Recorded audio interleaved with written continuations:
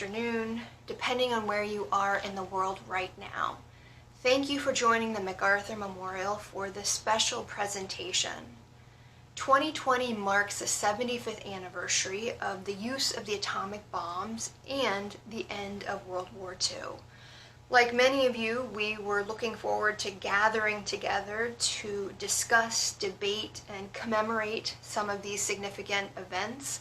For many of us, these events were very important in the lives of our parents, grandparents, great-grandparents, and so on. But while we cannot meet right now in person, it is a privilege to be joined by all of you, whether you are just down the road or on the other side of the world. World War II was a global war, and I think there's something very fitting about all of us being able to come together over these virtual platforms to commemorate these events. Special thanks tonight to the General Douglas MacArthur Foundation for sponsoring this event.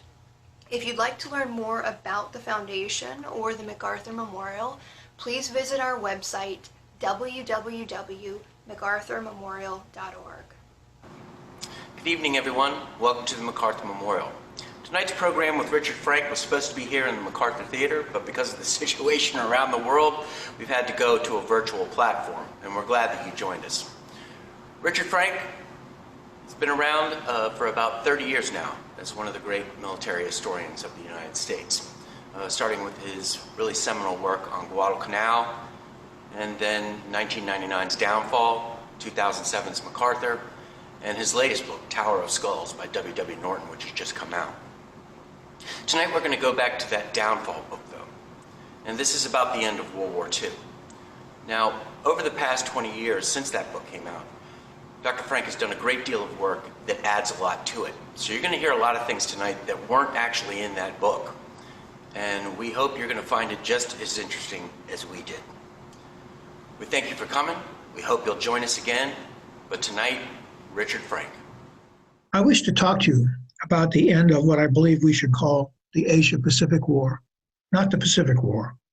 That title choice is not some modest adjustment of wording, but underscores a fundamental change in the concept of this whole episode in American and world history. If we recognize the event as the Asia-Pacific War, then we can understand the ending of the war was truly a miraculous deliverance from a titanic tragedy, one of the greatest tragedies in human history. To do this, I must talk specifically about the dead. Not some of the dead, but all of the dead. And I ask you to follow me in treating all the dead as sharing a common humanity.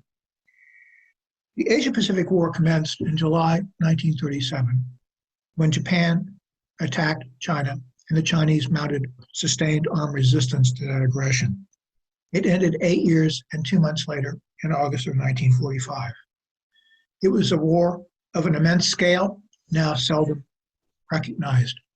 Although the war began in China, it would expand west to India, south to what is now Indonesia, east to the Hawaiian Islands with a light brush against the U.S. West Coast, north to the Aleutian Islands, and the northeast corner of Asia.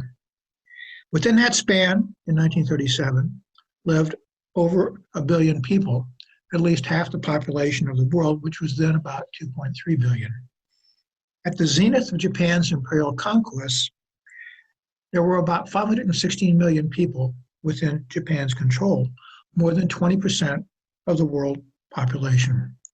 At the height of Hitler's conquests, he had under his heel about 360 million people, about 14% of the world's population. More than midway through the Asia-Pacific War, Japan attacked the United States at Pearl Harbor and her allies in December 1941. We've called that part of the war the Pacific War, but it really was only a subpart of the much larger Asia-Pacific War. And 2 words define the basic difference between the Asia-Pacific and Pacific War. Those words are the dead. By conservative counting, at least 25 million people perished in the Asia-Pacific War. About 6 million of these were combatants, soldiers, sailors, airmen, and about 5 of 6 of those were Chinese or Japanese. That leaves 19 million non-combatant dead. So how many of these non-combatant deaths were Japanese? Well, using a generous definition of what a Japanese non-combatant was, particularly in 1945, and using the higher end estimates about total Japanese casualties, you can get to 1 million or about 1.2 million Japanese non-combatant deaths at the outside. This math tells you that for every Japanese non-combatant who died, between 17 and 18 other non-combatants died. They were overwhelmingly other Asians, and about 12 of them were Chinese. By the summer of 1945, the largest part of the 17 or 18 million non-combatants who were not Japanese were dead. And they were dying at a rate, not counting Japanese again, were dying at a rate of between 8,000 and 14,000 every single day. That's about 240,000 to 400,000 a month. By contrast, the Pacific War was essentially the clash between the United States and Japan across the Pacific, which only touched peripherally a number of other nations and peoples.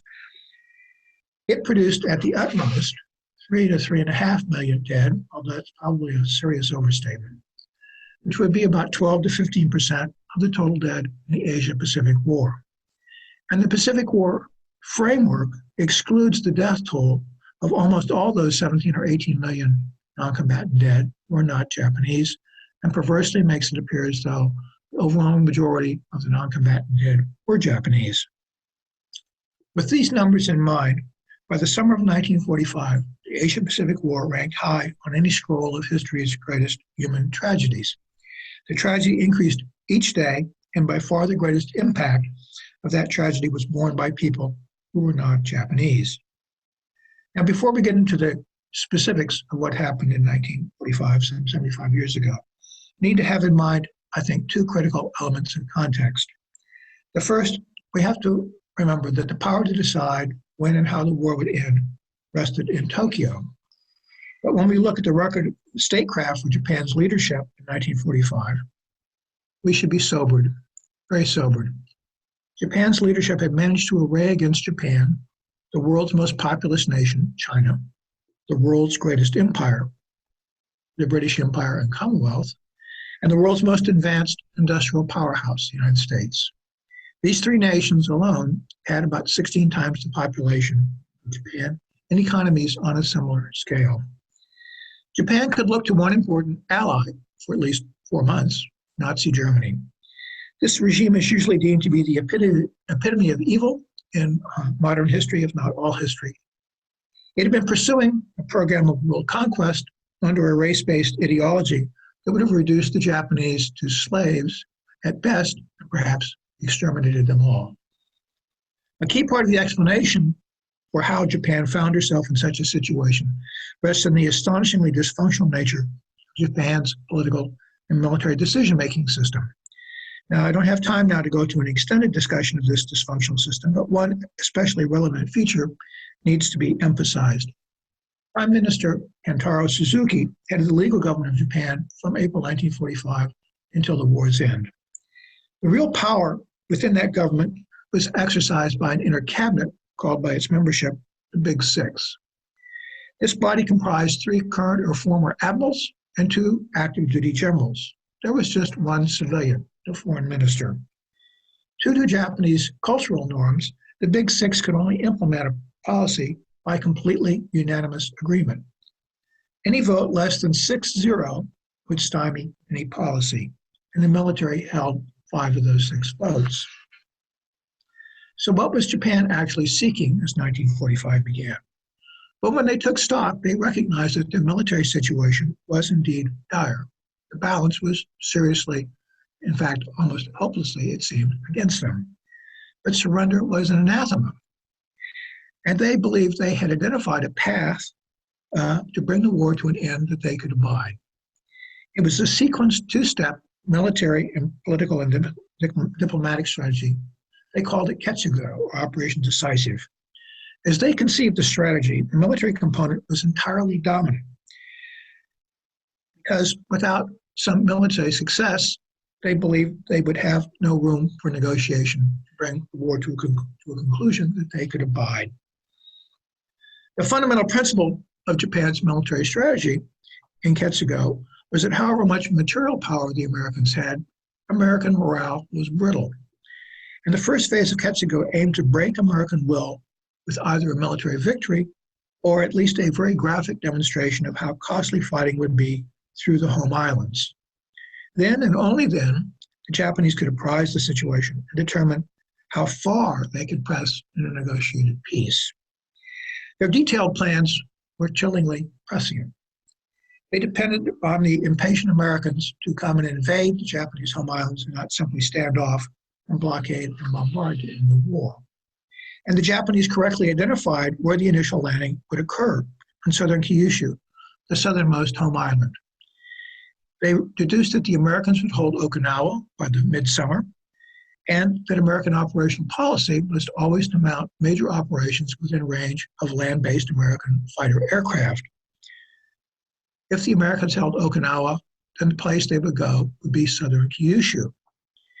And they also knew that the U.S. would be coming primarily for airbase sites to support further landing operations. Any glance at a topographical map of southern Kyushu immediately will disclose the most simple-minded person the obvious landing places if you're seeking to build air bases. And then from January to what proved to be the end of the war, in August, the Japanese mounted a huge mobilization of ground and air forces to meet the Kyushu landing and defeat it, or to make it such a huge bloodbath that the U.S. would negotiate an end to the war to the satisfaction of Japan's leaders. As to the scale of this mobilization, the essential data points are as follows. At the beginning of the year, the Japanese had just one field division, perhaps approximately 15 to 20,000 men, to defend the entire island of Kyushu, and the island housed a few hundred aircraft. By August, there were 14 Japanese field divisions and 10 brigades, mostly in the southern part of Kyushu, and a total manpower between 700 and 900,000 men to meet an American assault force of 380,000 men. The aircraft ready for the defense of Kyushu numbered over 10,000, and half of them had been pre-designated as kamikazes or suicide planes with a special target of American troop transports. Now, what was the U.S. seeking as 1945 began? President Franklin Roosevelt had set the American war aim as the unconditional surrender of the Axis powers in January 1943. For our purposes, the important point is that the planners working up the detailed blueprints for the occupation and reform of Japan based their ambitious goals on the fact that unconditional surrender would give the United States legal authority to go far beyond what was normally allowed by the international law of military occupation in the reform program.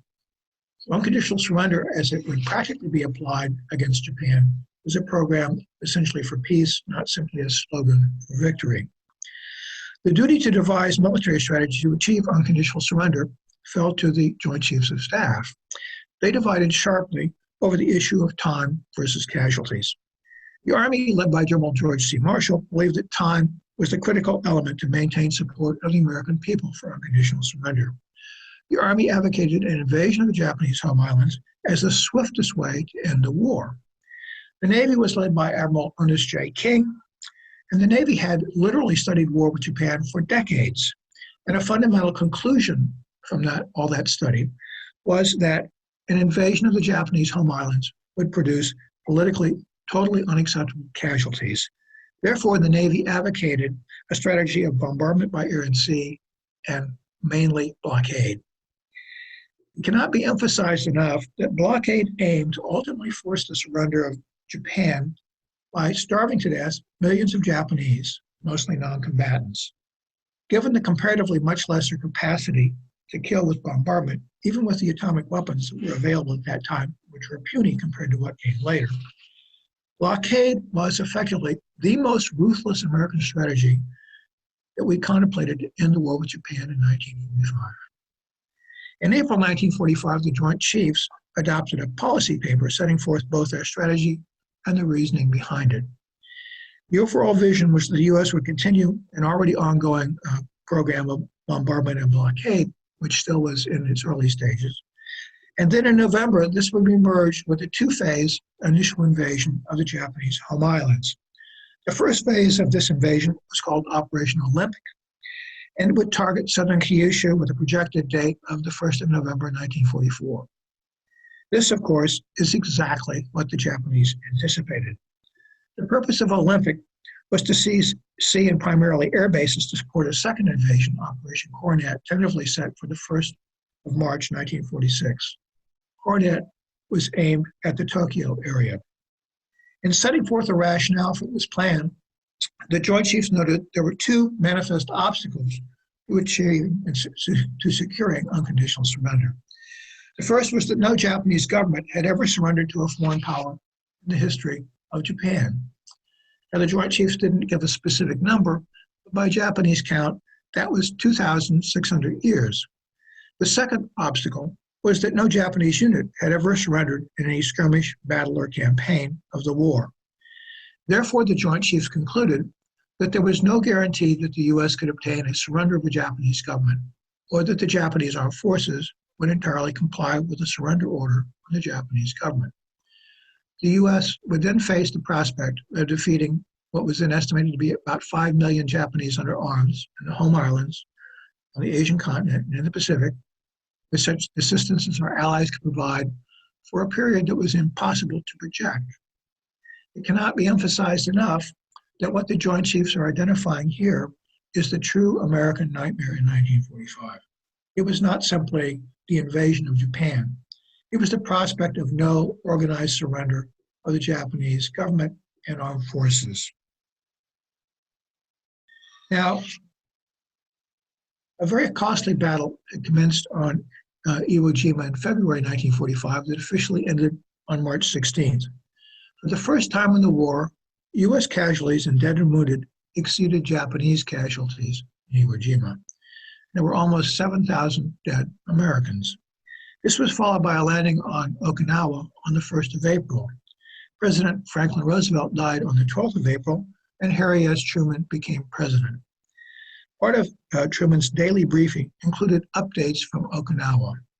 As the campaign bogged down and American casualties grew alarmingly, as one of his staff officers said, President Truman was perturbed over U.S. losses. Truman called a meeting in the White House on June 18, 1945, to review the downfall plan. He said his primary consideration was casualties. During the meeting, he expressed concern that we might be facing an Okinawa, as he put it, from one end of Japan to another. He uneasily gave assent to Olympic, would not give even tentative approval to Coronet, the invasion around Tokyo. His approval of Olympic rested primarily on the fact that every single other individual at that meeting urged the president to approve Olympic. And secondly, he was presented with a case in which the U.S. would have overpowering numerical superiority when the Olympic landing occurred. Meanwhile, in June in Tokyo, there was an Imperial conference, which is one before the Emperor. It took place on June 8th. That conclave approved a program that called for fighting on to the end without any thought of surrender. Afterwards, Hirohito's principal advisor, Lord Kido, presented to the Emperor a memo calling for his intervention, the Emperor's intervention, on the diplomatic front. The Big Six, the inner cabinet that really controlled Japan, had authorized a cautious diplomatic approach to the Soviet Union in May. This approach, however, was limited to trying to keep the Soviets out of the war and even to attempt to get the Soviets to agree to become Japan's ally against the United States. Now, Kido proposed an approach to the Soviets should focus on seeking Soviet mediation to end the war, not to deliver a surrender note. Kido's sketch of the terms really evoked the Treaty of Versailles that ended World War I. Japan might have to give up territory and endure a period of disarmament, but there would be no occupation of Japan. The imperial system and Hirohito's seat on the throne would be secure. The Emperor met with the Big Six on June 22nd and secured their ostensible agreement to the scheme. The problem was that to make the scheme work, the Japanese would have to first make concessions to the Soviets to secure their role as a mediator. And then second, Japan would have to present specific terms to end the war. Post-war, the members of the Big Six conceded they never devised concessions to secure Soviet mediation, and much less did they get to any terms to end the war prior to Hiroshima. This takes us to the fact that Allied, primarily American, codebreakers had massively penetrated Japanese coded diplomatic and military traffic. These intercepts were arranged in a daily newsletter, two daily newsletters, which were presented to senior American officials with President Truman at the top of the list. One of them covered diplomatic intercepts, and the other covered military developments. Now, the diplomatic summary showed that there were a number of Japanese diplomats and military and naval attaches in Western Europe, in places like Sweden, Switzerland, and the Vatican, who had presented themselves as what I would call peace entrepreneurs, claiming they were acting on behalf of the Japanese government to secure an end to the war. But the intercepted cables made it clear that none of these peace entrepreneurs carried the official sanction of the Japanese government. Accordingly, Mr. Truman and his lieutenants understood that these incidents carried no significance. Later arguments that these episodes demonstrated the government of Japan was actively seeking peace through multiple parties are simply false. And just as importantly, Mr. Truman and his lieutenants knew they were false at the time. The sole Japanese official outside Japan who did enjoy official sanction was the Japanese ambassador to Moscow, a gentleman named Naotaki Sato. When you arrange Sato's cables in his exchange with the Japanese foreign minister, Shigenori Togo, you find that Sato served, as a lawyer would put it, as the prosecuting attorney on behalf of the Truman administration, unmasking with a searing cross-examination with scathing words the utter pathos and haplessness of an initiative that was never really supported by the Big Six. In one memorable passage, Sato dismissed one cable from Togo, trying to address the concessions that Japan would have to make to secure Soviet mediation as, quote, pretty little phrases devoid of any connection with reality, end of quote. Sato also became angrily frustrated when he kept explaining that the Soviets would not deem the initiative to be serious unless Japan specified terms for ending the war. And Togo could not provide terms because the Big Six never devised terms. In exasperation, Sato shot off a cable saying that the best Japan could hope for was unconditional surrender, modified only to the extent that the imperial system would be preserved. The editors of the diplomatic summaries, which were being presented to Mr. Truman and other members of the government, recognized immediately the great importance of this message. And Togo's reply was a complete rejection of Sato's formula. There was not even a comment that a promise to preserve the imperial institution would be a helpful step. There was, in fact, no hint there were any terms acceptable to the Japanese government in July 1945.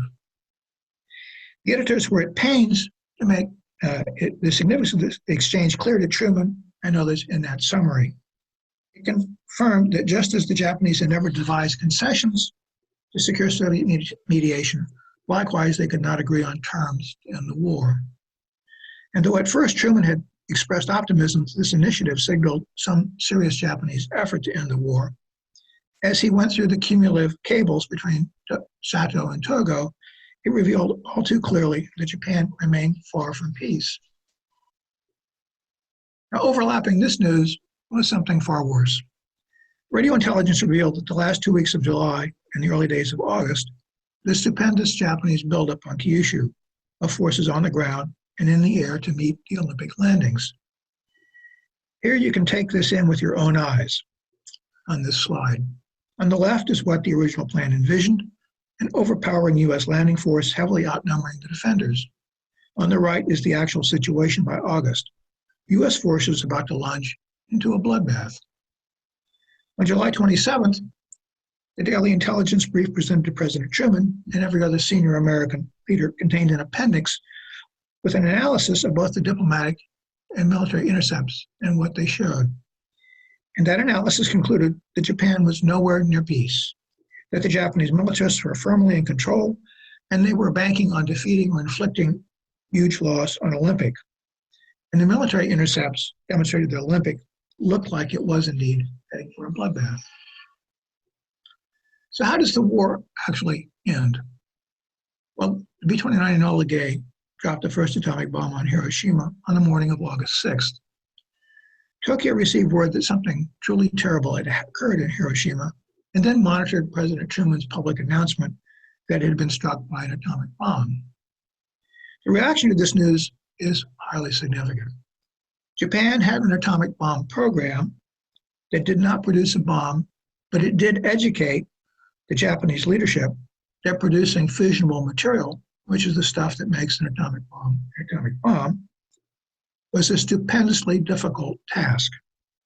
And hence the immediate response of the Imperial Army to the news was to say they would not concede the Americans had an atomic bomb until there was an investigation. The reaction of the Imperial Navy was far more ominous. The Imperial Navy said, well, maybe the Americans have one bomb, but they can't have that many bombs. They won't be that powerful, or perhaps they'll be dissuaded by international pressure from using them. In plain terms, Hiroshima did not convince the leadership of the Japanese government that the U.S. had more than one bomb, much less an arsenal of powerful atomic bombs. This shows how no offer of a demonstration of one bomb would have worked to convince the Japanese leaders to end the war. But on the afternoon of August 8th, Emperor Hirohito acted in what was the key event of the Japanese surrender. Here we must pause for a moment to take in 2 points. To actually end the war, Japan had to take 2 steps, not 1 step, 2 steps. First, someone with legitimate authority had to decide that Japan as a nation state would surrender. But that alone would not end the war. The second step required that Japan's armed forces comply with the surrender, the fighting to actually halt. So shortly after the war, Foreign Minister Togo reported that he had met with the emperor on the afternoon of August 8th, and that the emperor at that moment had announced that the war must end. Now, this is after Hiroshima. It is before the intervention of the Soviet Union in the war during the night of the August 8th, August 9th, and before Nagasaki on the 9th. I treated this very cautiously when I did my book about the end of the war, because I thought there was not sufficient supporting evidence for Togo's account. And it was also necessary to be wary about post-war Japanese accounts, as the old guard was trying to maintain the imperial institution and Hirohito's seat on the throne. Now, however, important new work by a Japanese historian that will be published shortly provides not only confirmation of Togo's account, but stunning new revelations about the background to the meeting. So now I am convinced that Emperor Hirohito himself had decided the war must end on the afternoon of August 8th. And while Hiroshima, the prospect that the U.S. had more than one atomic bomb, now stands as the proximate cause of the emperor's decision, the emperor's contemporaneous accounts and statements over the next several days provide some further reasons behind his actions. He spoke repeatedly of 3 things. The first was that he'd lost faith. He had lost faith in Ketsugo. Note that this point struck a decisive blow right at the heart of the argument of the militarists for continuing the war. Second, he spoke of the increasing destruction of conventional and now atomic bombing. But third, he spoke of what he called the domestic situation. This was a euphemism that reflected the rising anxiety of many Japanese senior leaders, including the emperor, that Japanese people were moving towards a revolutionary state. This was not immediately in the offing in August, but it was something that was looming up on the horizon probably in the fall and was affecting their perception of their situation. What Hirohito did not dwell upon was Soviet intervention. And now we have confirmation of his stated decision on August 8th to end the war. We know what effect Soviet intervention, in fact, had on his decision. Now, this is not to say that Soviet intervention had no role at all, for it is important as to the second step, the compliance of Japan's armed forces with the surrender. General Torishio Kawabe was effectively the number 2 officer on the operational side of the Imperial Army, and he was keeping a contemporary daily diary. In this diary, he records that after he learned of the emperor's decision to end the war and Japan must surrender, another very senior general at Imperial General Headquarters came to him and said, "I don't think the overseas commanders are going to comply even with an order from the emperor to surrender." And Kawabe wrote in his diary that he agreed. He didn't think they would comply either. And right on cue, cables arrived from two of the three major overseas commanders, one in China and the other in effectively what was Southeast Asia or the Pacific. And both of those commanders announced that they would not comply with even this emperor's surrender order.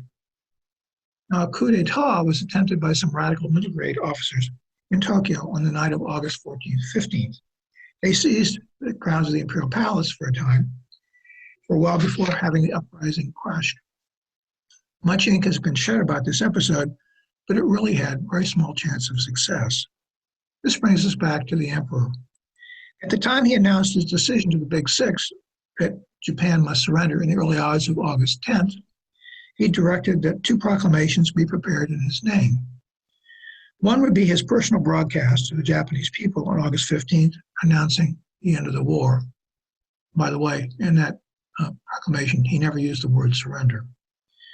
This was pre-recorded on a photograph record and was, in fact, a special target of the coup attempt, although they never located it. And the emperor recognized that he needed to take further action to secure the armed forces' compliance with his decision to surrender. He had drafted an imperial rescript, or proclamation, directed at the armed forces. In the face of evidence of noncompliance, this proclamation was issued to the armed forces on August 17th. And while the emperor's broadcast on August 15th mentioned the atomic bomb, but did not mention Soviet intervention, the proclamation issued to the armed forces on August 17th spoke of Soviet intervention, but not the atomic bomb. There was a reason for this difference. Atomic bombs both were not understood by the overseas commanders, and furthermore, there was no reasonable target for the U.S. to use an atomic bomb in areas occupied by Japan, populated by people the U.S. was trying to liberate. On the other hand, Soviet intervention did provide a real and understandable menace to the Japanese overseas commanders.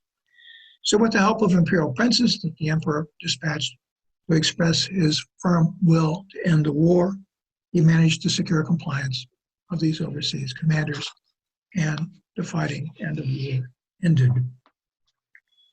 Now, one further point about the Asia-Pacific War that you should keep in mind.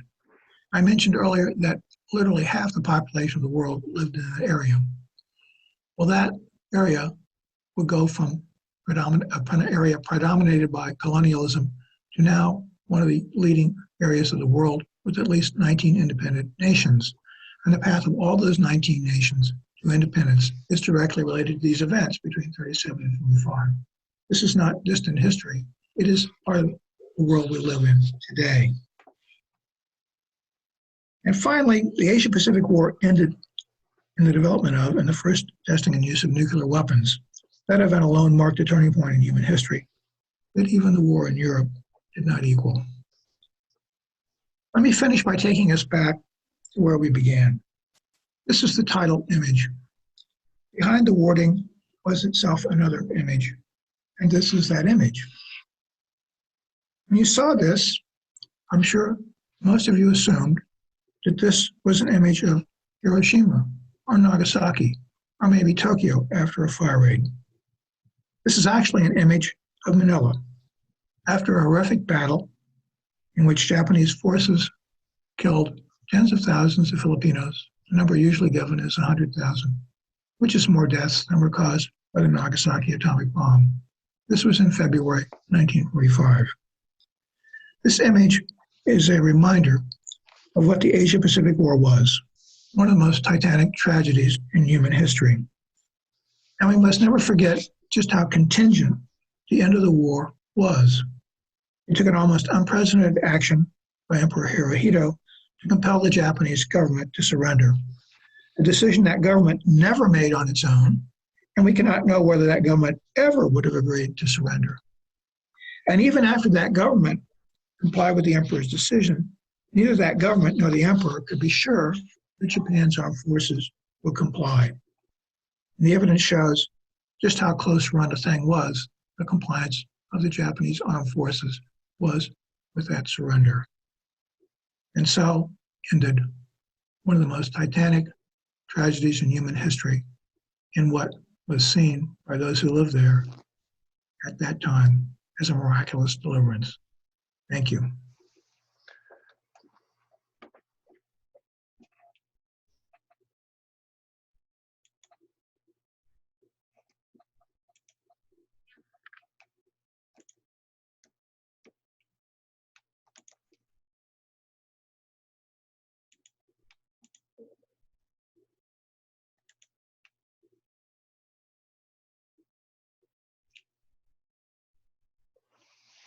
Hey, Rich, how are you doing? Very well, thank you. That was another great talk. Amazing that after 75 years, so much new things still keep coming to light. It is amazing, isn't it? And I apologize for the fact that I didn't have my technical equipment up right, and I'm sort of looking off into space, whatever, and directly into the camera, or whatever. We found that very dramatic, as when you got to a very great point, you always look straight at the camera. So we were very amazed by that. We do have some questions that are coming in from people. If you're ready, can I go ahead and start? Most certainly. Great. The first one is from John Shively, and he's asking how many atomic bombs were available in 1945 for use as a weapon? That's a very good question. In August of 1945, we had the uranium bomb, which was the one that was used at Hiroshima. And then we had a series of plutonium bombs. The Nagasaki bomb was a plutonium bomb. We had a third bomb that potentially would have been usable by about roughly the 19th of August if everything had sort of marched along at a rapid pace. Interestingly enough, after Hiroshima and Nagasaki, we now know George C. Marshall, the Chief of Staff of the Army, dispatched one of his staff officers to talk to one of the officials at the Manhattan Project, which was producing the atomic bombs. And the transcript of that conversation is fascinating because what it shows is that the staff officer said that General Marshall thought that Japan would either surrender as a nation after 2 bombs on cities or no number of bombs on Japanese cities will compel the Japanese government to surrender. And therefore, Marshall had sent this officer to ask about what we now call the tactical use of further nuclear bomb production to support the invasion of Japan. And we know further from the context that by this point, about August 9th, 10th of 1945, they're looking at this horrendous picture of this Japanese buildup on southern Kyushu. And so that whole operation downfall is very much in question. So that's why Marshall is looking into tactical use of weapons or whatever here.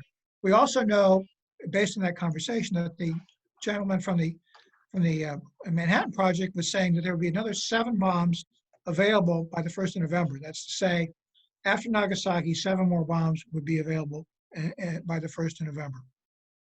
1st of November, yes. Thank you. We have another question from Mr. Jean-Luc Schilling. He's over in France right now. And he wants to know, when dropping the atomic bomb on Hiroshima, was Truman's first and main goal to obtain an unconditional Japanese surrender or to intimidate Stalin with indeed some kind of objective complicity from the Japanese government, which was terrified of a Soviet military invasion? That gets to really a central sort of perennial question that's now being asked. Let me approach it this way. One of the most important things we now know that we didn't know literally for decades thereafter was that Mr. Truman and his government basically forfeited the very best evidence they had about their decision-making process, which is to say all that intelligence information that was flowing to them. And now that we have that information available, we can see that anyone who was looking at that, and that's what I tried to do in Downfall, is I tried to set it up so a reader was like looking over Mr. Truman's shoulder at what he's seeing. What would you think if you're seeing this information? And the answer was the Japanese are not close to surrender, and you're looking at this horrifying portrait of what you thought was going to be a doable thing to go to southern Kyushu in November is now looking like a guaranteed bloodbath, whatever here. So at that point, the principal, fundamental reason why the bombs were used was to end the war as rapidly as possible, save American. And I would add, Mr. Truman made some comments also saying he was mindful of Japanese lives. He was not gleeful by any means about the death of Japanese. Now, there's a historian that a mentor, a good friend of mine, Barton Bernstein, and he's phrased the Soviet element of this He says, this is the bonus. They would have dropped those bombs regardless of whether the Soviet Union existed or not, whatever here.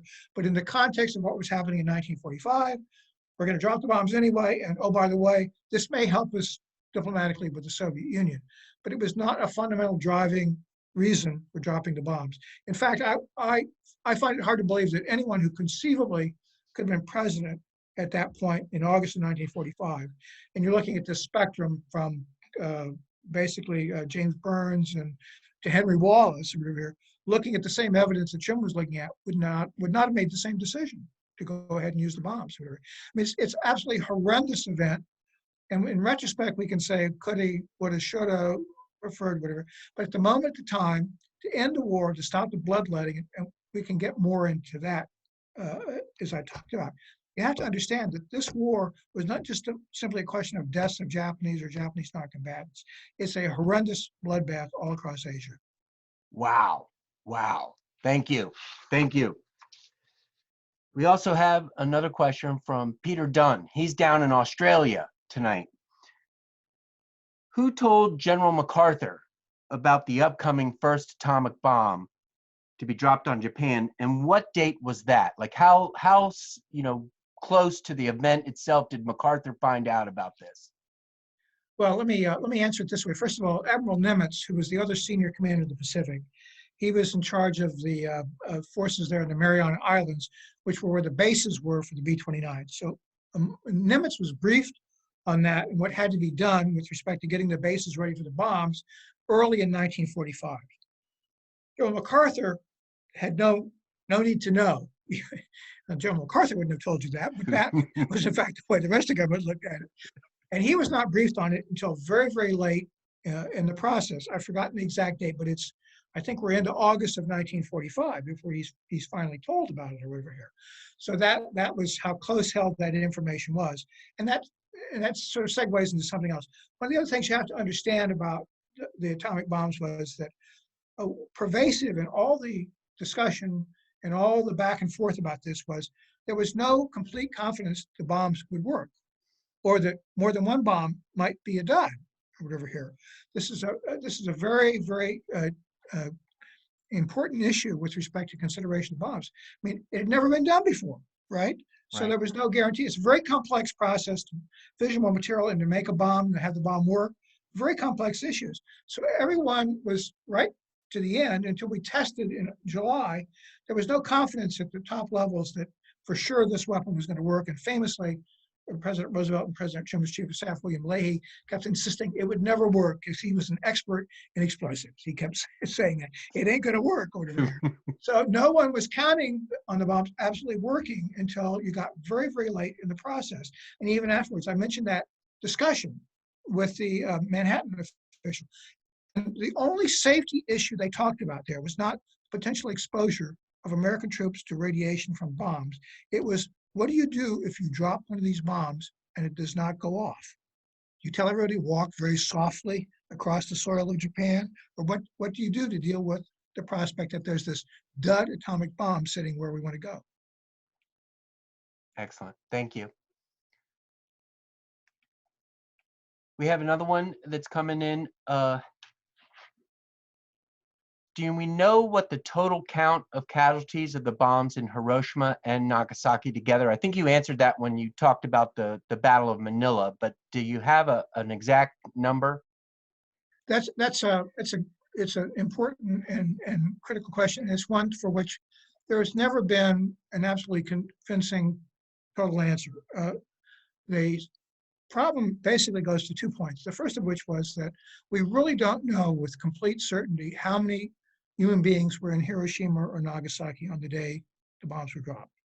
We have ration numbers for how many people were drawing food in those two cities on those dates, but there's an argument that there was a substantially larger number of people who were there just who'd come into the city on that day.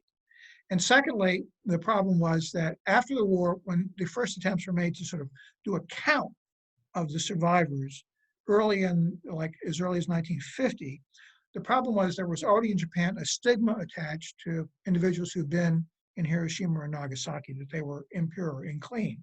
And consequently, people were not necessarily forthright in reporting that they had been present and were in fact a survivor of the bombs. So I've worked on this quite a bit. Historian John Dower, who wrote an excellent book about the occupation of Japan and also other issues, and he and I actually are remarkably close together, I think, given the problems here. I said in Downfall that I thought the total number of Japanese who died from American bombing, both conventional and nuclear, was about 410,000, of which about 210,000 were casualties immediate or latent from atomic bombs. Dower did basically the same exercise, and his total was 430,000 dead. So we were within 5% of each other. And the difference was not really over the atomic bombs, it was over casualties in Tokyo, over here. Now, Dower does say 210,000 deaths from atomic bombs plus some, but he didn't give any number or whatever here. And that's kind of sort of what I view as the reasonable range about that. I mean, it's a horrific number, but you have to understand that the total number of Japanese non-combatant deaths was probably, as I said, about 1 million to 1.2 million. And Dower also, in his book on the occupation of Japan, points out that the Soviet Union, when it intervened in the war in August of 45, captured between 1.6 and 1.7 million Japanese nationals on the Asian continent, primarily in Manchuria and North Korea. And when the repatriation process was done, the Japanese had found that there were only 1.2 million accounted for, which is like 400,000 or 500,000 Japanese who basically died or disappeared in Soviet captivity. Wow. We know from Soviet archival documents that later came out that about 61,000, 62,000 of those were military personnel, which tells you by math alone that basically Soviet intervention and the holding of those Japanese in captivity killed between roughly 340 to 440,000 Japanese non-combatants, which is more than the atomic bombs killed. And one of the things that aggravates me in these debates is that people who talk about Soviet intervention always omit the Japanese non-combatants who die as a result of Soviet intervention. Everyone knows that people died because of the atomic bombs. And that's one of the pervasive problems in the whole critical literature, as I call it, is that basically the bombs are presented, everyone knows there's a cost. Alternatives are presented, and you're never told what the cost is. The next question is from Carlo Pensales. And were Hiroshima and Nagasaki bombed partly because of the symbols of power of Imperial Japan, or the battleships Yamato and Musashi, were they built respectively in those locations to show the big six, the Imperial Japan had lost its power, like the reason why they chose these cities? The question is basically, were they chosen because of some sort of symbolic value that they both had? The answer to that very shortly is no, not really. What really happened is that when the consideration was finally made as actual targeting of atomic bombs in May and June of 1945, at that point, the Air Force had already been bombing a number of Japanese cities. They looked at a couple of locations that they thought were relatively pristine targets that hadn't been heavily bombed. Hiroshima and actually originally Nagasaki was not on the list. It was Kyoto that was advocated by General Groves, who was the head of the Manhattan Project. But Secretary of War Henry Stimson, who'd been to Japan, understood the cultural significance of Kyoto and got Kyoto removed from the target list, and they put Nagasaki in, which was a huge shipbuilding facility. Hiroshima was, in fact, it's sort of, there's no real direct analogy in the US. It was like this enormous Imperial Army mobilization point, training point. It was headquarters of the Second General Army, which was going to command the forces against the invasion of the Olympic invasion, sort of like Rommel's headquarters for Normandy, whatever. It was really what Hiroshima was, among other things. So those were the reasons why they were picked, but primarily because they had not been heavily bombed before, and they wanted to have basically a pristine target to demonstrate the power of the bomb. And this went back to the notion that because the Japanese government seemed to be so unwilling to surrender, it was going to take some terrific shock, totally startling shock, a devastating shock to get them to surrender. And in a way, that was exactly what happened. Thank you. This comes from Steve Kwasinski, and he's saying that his best three books on World War II are Death March by Donald Knox, Prisoners of War by Gavin Dawes, and your book, Downfall.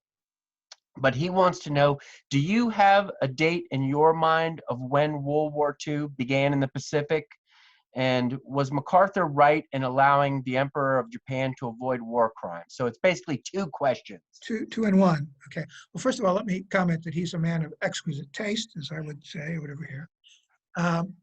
The question of when the war, I call it the Asia-Pacific War rather than the Pacific War, because I think really you have to understand really that war that's going on in China from at least July of 1937 is very much a part of the war, because as historian David Kennedy in his book Freedom from Fear, I think quite adequately said, if you understand how the U.S. got into war with Japan, you can answer it in one word, and that word is China.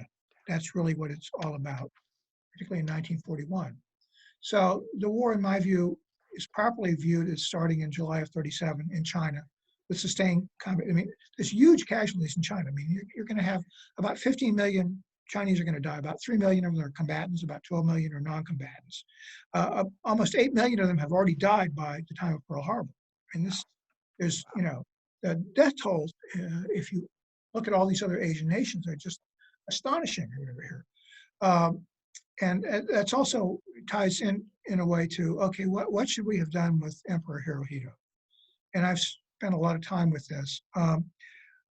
He's a difficult person to explain to Western audiences because where he sat in the Japanese government constellation doesn't really match up well with how we think about how governments run. He was both a religious figure and he was the supreme leader of Japan. Everything during the war, the Asia-Pacific War, was done in his name.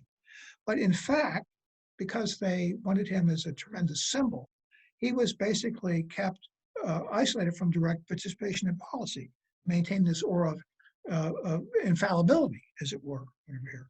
So, and when you read through the day-by-day stuff, you find, first of all, he's intelligent. Secondly, he spends a lot of time, he gets briefed all the time. He's briefed to his IT about what's going on all the time. He spends a lot of time asking shrewd questions to his military and naval advisors over here. But I and Edward Dray and someone pointed out that, okay, he asks a lot of questions and makes a lot of points that sound like imperial orders. Let's do this, let's do that. But when you look and see what Japan does, no, they don't necessarily. In 1945, he says, well, I think we should launch a new offensive in China. They ain't gonna do that, So you have this very peculiar situation where he is, supposedly everything is done in his name, everything is under his authority, but in fact, he's not really like a Mussolini or a Hitler. Now, what we do when Japan surrenders is the only guarantee we gave was in the Potsdam Proclamation, and it said that basically after there's been occupation, and after we're satisfied that Japan is now peacefully inclined, then the Japanese people will be entitled to select their own form of government, which followed the Atlantic Charter. Churchill and Roosevelt signed and adopted in August of 41 as a political basis for fighting the war. So that implied that if they wanted to, they could keep their emperor by a free vote over here, which wasn't good enough for the Japanese leadership during the war. And initially, MacArthur is told that he can work through Japanese officials in sort of this indirect occupation, including the emperor, so long as they're advancing American goals over here. He's also told, don't touch a hair of the emperor's head unless, Washington sanctions it. And as John Dower points out, that when the Japanese officials early in the occupation say, well, we didn't really surrender unconditionally, it was sort of a contractual thing. And as Dower says, they were crisply informed that yes, indeed, it was an unconditional surrender. And then in December 1945, Washington, where the issue of imperial institution and the emperor is very much up in the air, they turn to MacArthur and say, what should we do with the emperor?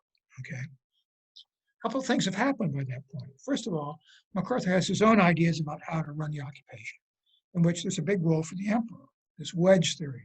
They're going to use him to show that he's going to lead Japan out of this disaster at implementing American goals. And he's doing that, basically. And the other thing that comes into play at that point is that they're looking at what looks to be a terrific humanitarian disaster in 1946, which is the Japanese are staring at a famine in the summer of 1946 because the 1945 rice crop has collapsed over here. So you have both the fact that the emperor has been facilitating what MacArthur wants to do, and secondly, they're looking at what potentially could be a catastrophe in which maintaining civil order is going to be a huge issue, and the emperor can be very useful there. So these combined effects, I guess, push MacArthur to basically lie, I would say, claims that there's an investigation, the emperor is really not responsible for Pearl Harbor. This is not true, but he does prevail upon Washington to keep the emperor, and he also, in one of his greatest and most noble moments, he convinces Washington that we have to send food to save the Japanese. Now, we've just fought this horrendous war in this white-hot heat of anger, and now we're looking at the Japanese prostrate, about to die literally by the millions, unless we send food. And we send food.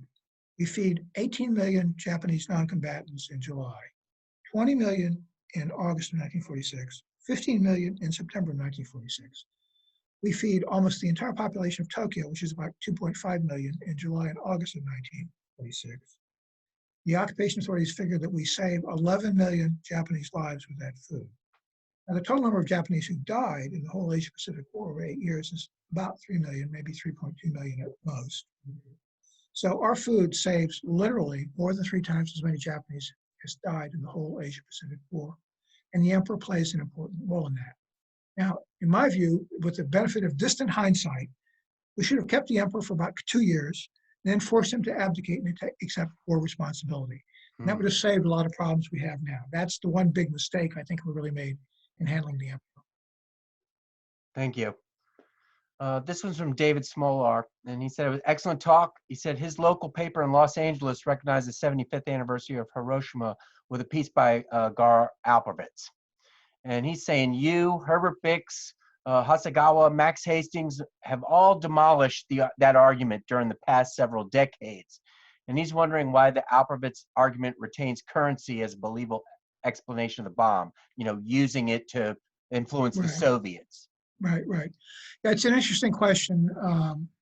It came at a time, Vietnam and all this doubt or whatever here, it sort of fit with the zeitgeist of that era or whatever here.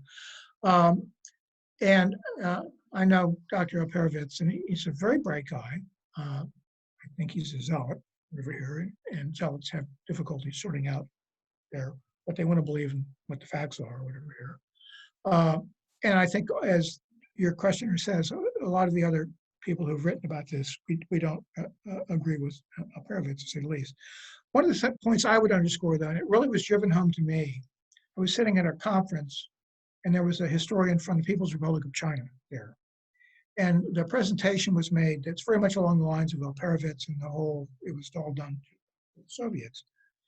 And I've known this historian now for about 4 days, and I kind of read him, and I could see that as the presentation went on, he went from sort of bafflement to he was getting angry. And the reason why he was getting angry is Chinese. And the same thing would happen if you presented that sort of argument to the Vietnamese or the Indonesians or the Koreans or whatever here. That argument basically makes it seem as though the Japanese are the great victim nation, the great victim people of the war.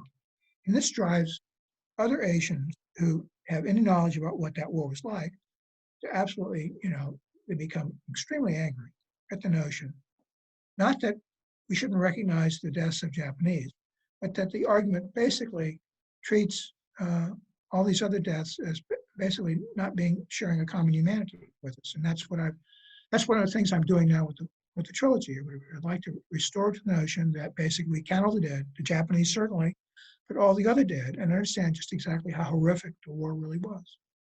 And this is from your new book, Tower of Skulls, the first of the three-part trilogy. Right. And that starts getting into the nitty-gritty of all this stuff, particularly in China. Like I said, there are probably at least 8 million dead Chinese by Pearl Harbor. Right. And that's how terrible the war was. A few more questions. How did Nagasaki influence the emperor's decision? In your talk, you talked about the first one really, drove it in his mind, but how about Nagasaki? That just reinforced it, or? My colleague who's written that paper has some very interesting things to say, and I would just briefly summarize and say that the emperor, and when he made that decision in the afternoon of August 8th, had already concluded, for reasons my colleague will get into, is that the U.S. had an arsenal of atomic bombs. And it was not just Hiroshima, it was the notion that we definitely had more than a Hiroshima bomb. Now, with respect to the other parts of the Japanese government and the ruling class, Nagasaki is frequently argued as having been sort of gratuitous, and it wasn't necessary. But if you understand that what the reaction was to Hiroshima, that they're basically sitting back and saying, well, even if they have a bomb, they don't have an arsenal of powerful atomic bombs. And that's what Nagasaki did. The punch 3 days later implied, and it really was a great bluff, we had this huge arsenal of atomic bombs we were prepared to start using right away. And the most vehement advocate for continuing the war minister, General Anami, the war minister, he had gone from being adamant that we shouldn't be deterred by Hiroshima. He starts making arguments after Nagasaki that, well, the Americans have 100 atomic bombs and the next target may be Tokyo. Now that's a hell of an argument for continuing the war, isn't it? To tell that to the rest of the government, and you're the war minister, and you're saying these guys have got 100 atomic bombs, and this will be the next place they're going to drop one. It's just some of this stuff is it's sad, but it is sort of comical at a certain level or whatever here. But that's what it does. The second bomb proved we had an arsenal. And that's what I get back to. That's why the demonstration would never work. Right. If we had offered one bomb, they would have said, that's very interesting. Let's see you do 4 in a row. Is there more disagreement today about how and why the war ended than in the past, do you think?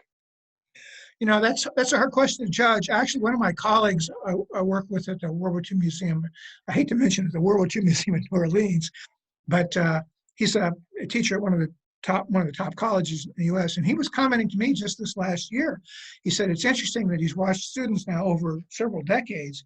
He says it's interesting to see that basically the Alperovitz viewpoint, which was dominant for a while, is now receded or whatever here, and they're a lot more prepared to accept the notion that the bombs were necessary in the war.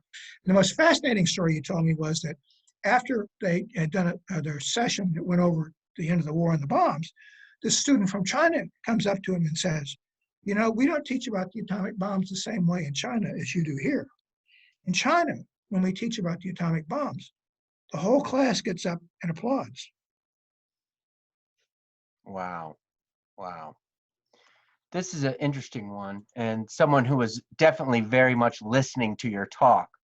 Can you explain more about the Japanese historian who found out that Hirohito decided to surrender midday on August 8th? What was the reason he decided to surrender? And what is the document supporting this evidence? Okay. I was sort of reluctant to get into this, but I didn't want to pretend like I didn't know about it over here. We're now looking to get a publisher in a formal academic publication to show this. I've been over the documentation. It's ironically, he told me he started down the path he went because he was going to dispute some of the stuff I said. And as he got into the stuff, he found material that simply had not been looked at.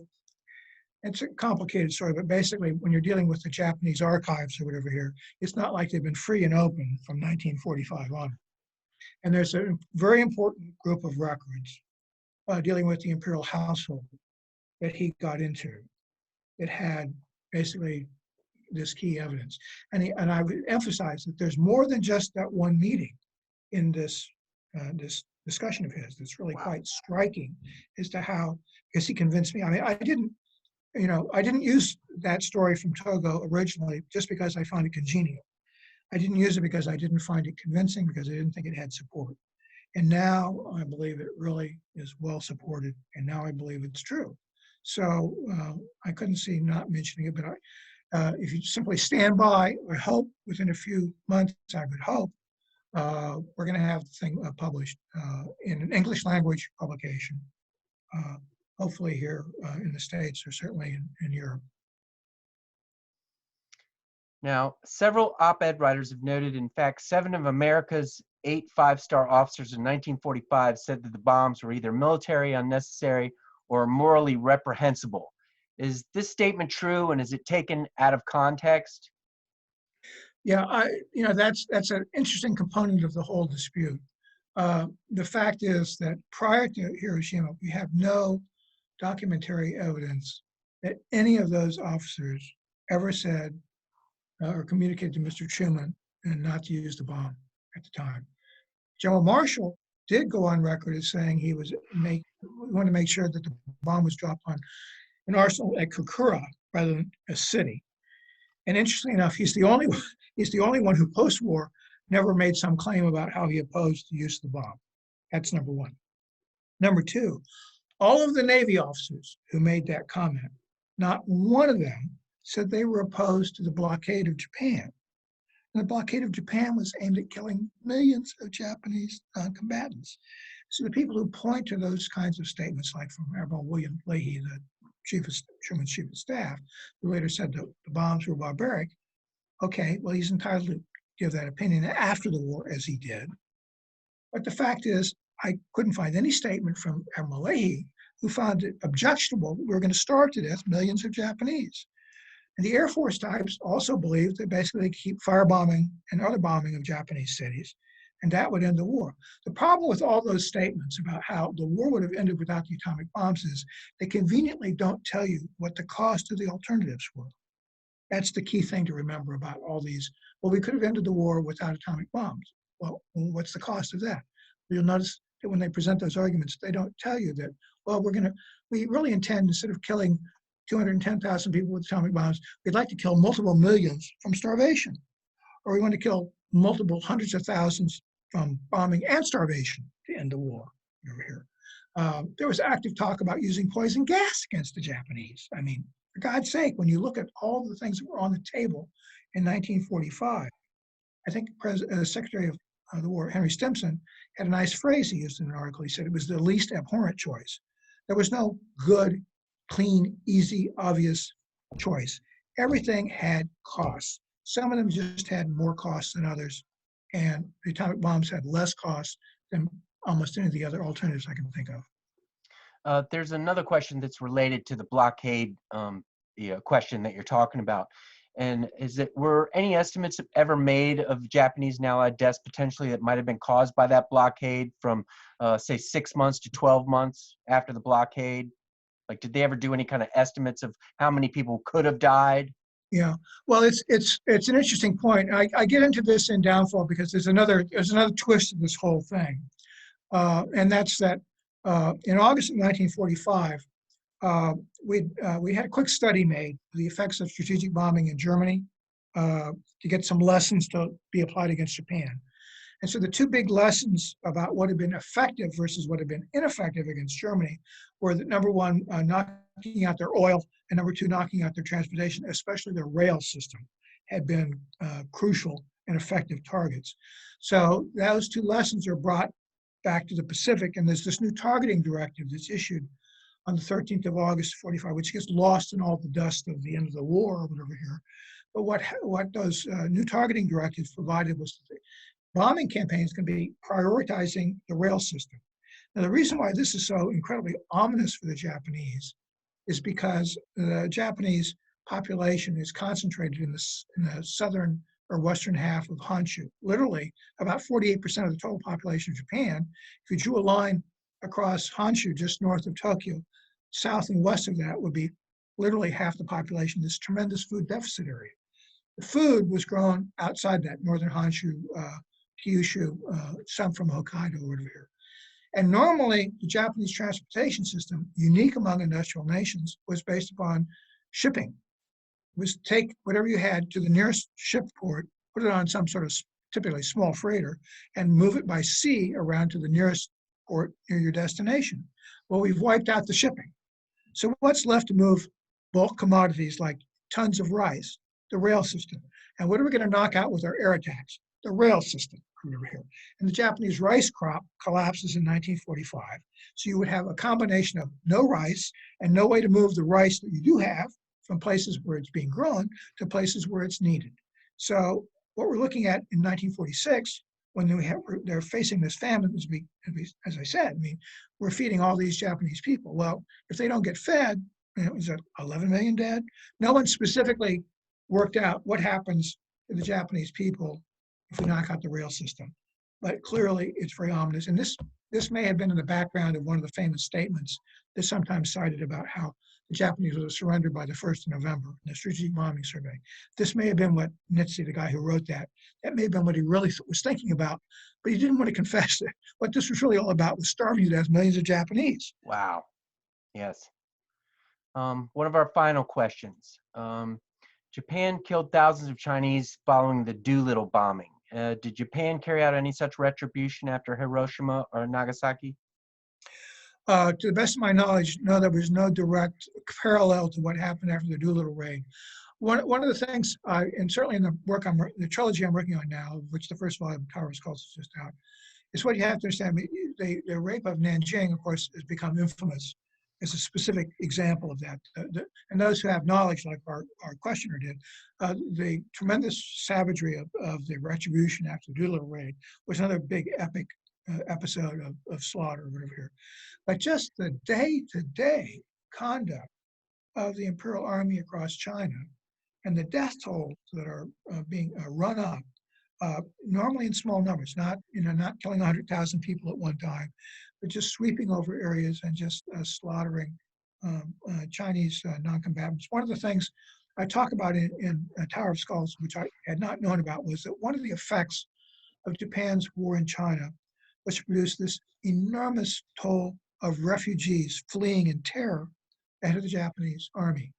And a scholar, Ron Metter of Oxford, in his book, single best book now on China's war, called Forgotten Ally, puts the number of Chinese refugees at 80 to 100 million people. This is the greatest migration in human history. It's driven by terror, fleeing ahead of the Japanese. And these people are abandoning the elderly and children in flight because they become desperate. If anyone is going to survive, there's wrenching stories of the Chinese just abandoning people to die to escape the Japanese. Thank you. Why did the U.S. change from a uranium to a plutonium bomb for the second attack? Well, the decision was really not that we had all these weapons to choose from. It turns out that making fissionable material, which, as I mentioned in the talk, is what makes an atomic bomb.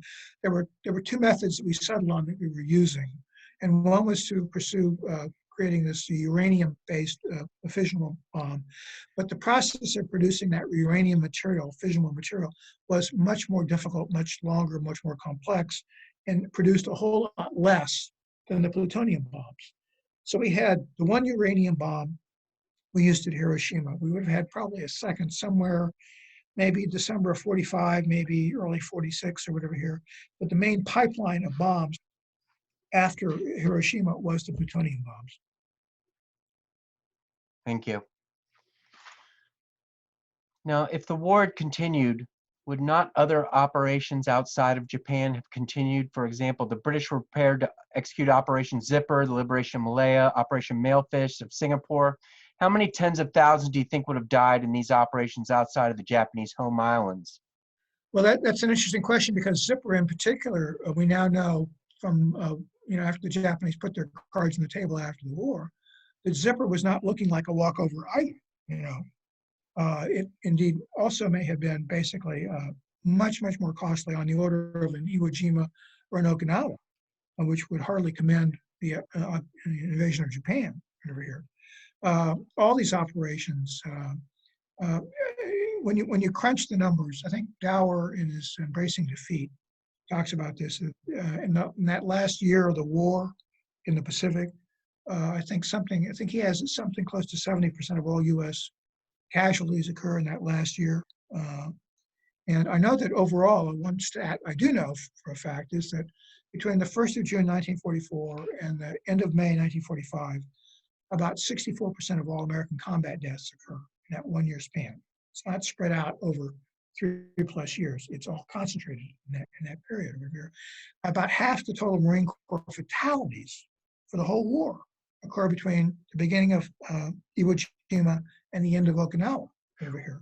There's a big issue about finding enough replacements to get ready for the end of the war. So it's the sense is that as we get closer to Japan, it's becoming more and more costly, which of course partly what the Japanese want to create the image of. They want to make it clear that invading the Japanese home islands is going to be unbelievably bloody. Okay. And two final questions. What about the Allied POWs and the order to kill them all? Can you address that at all? Yeah, it's actually let me approach that this way. One of the issues, the really big issues, quite apart from any specific order to kill all the POWs, the Japanese were running out of food, and the Japanese population was on an extremely slender diet in 1945. And as they got into the fall, who are they going to stop feeding first? So quite apart from official orders to kill POWs or civilian internees, of which they held a large number, those people's fate was really hanging in the balance. Anyone who reads about, for instance, the people at Santo Tomas, who were liberated in January of 45, I mean, their diets had gone to pretty drastic levels, or heading and downward in, and they've been left to another 2 or 3 months. I don't think any of them would survive. So quite apart from an order to kill POWs, the likelihood that these POWs and civilian internees are going to die was quite high. I think all the POWs, former POWs I've ever talked to, all were convinced that had it come to it, they would have been killed by their Japanese captors. And there were lots of incidents, episodes where that seems to be clear, that even without an official order, umbrella order about everyone, local Japanese commanders reflexively would have decided to kill POWs rather than let them be liberated, like they did at Palawan and places like that. So, you know, I'm not sure. I should add one further point I discovered. Although we were penetrating Japanese radio communications very successfully, we still didn't have enough capacity to read everything that was being sent by radio. And we prioritized the operational messages. And there were whole administrative chain lines or whatever here that we were not penetrating remotely as completely. And I suspect that if an official order was issued, which I think probably was, it would have been sent as an administrative order, not an operational order. Right. So we wouldn't have picked it up or whatever here. But I think the belief that the POWs had that they wouldn't have survived, or they were going to be directly killed or starved to death, I think was all amply merited. Thank you. And our final question for this evening, what was General MacArthur's view on the use of the atomic bomb? After the event, he decided he wanted to state that he was opposed to it. Before the event, no, not really, like the rest of them. And one of the things that I find strange about all these after the event things or whatever here, anybody who was actually looking at the intelligence about Olympic in late July, early August 1945, was going to have very sober thoughts about what an invasion of Japan was going to be like. Now, General MacArthur famously rejected a query from General Marshall about, do you still think this is viable? Saying, I don't believe the intelligence, which I think was really MacArthur's way of actually saying, okay, I'm going to say no now, and then I can always change my mind later and say, well, now I believe the intelligence and do this. That would be classic General MacArthur maneuver. So now I you know, it's and a lot of that dispute by the senior officers, particularly in the Air Force and the Navy, and to a degree from the Army or whatever, it's really tied into the issue of roles and missions and what's going to happen after World War II. You know, what really did the job or whatever here. So the Navy, you'll notice, is very adamantly opposed on a moral basis to atomic weapons until they get atomic weapons. And then all that goes away. Right. And the Air Force has the atomic weapons or whatever here, and they're much more sedate about the way the war ended. Well, we appreciate tonight's presentation. It was informative and a lot of new things that we learned tonight. We can't thank you enough. We wish you all the best on your new book, Tower of Skulls, out by W.W. Norton. And we thank you again, and hopefully we can get you back on here as soon as possible. Well, thank you, Jim. It's always Thank a you. pleasure to be with the Macarthur Memorial. And Jim is a absolutely sterling example of an archivist or whatever here. Can't say enough about him, and everyone who does this business knows Jim Zobel. Thank you, sir. Thank you. Good evening, everyone, and thanks for joining us.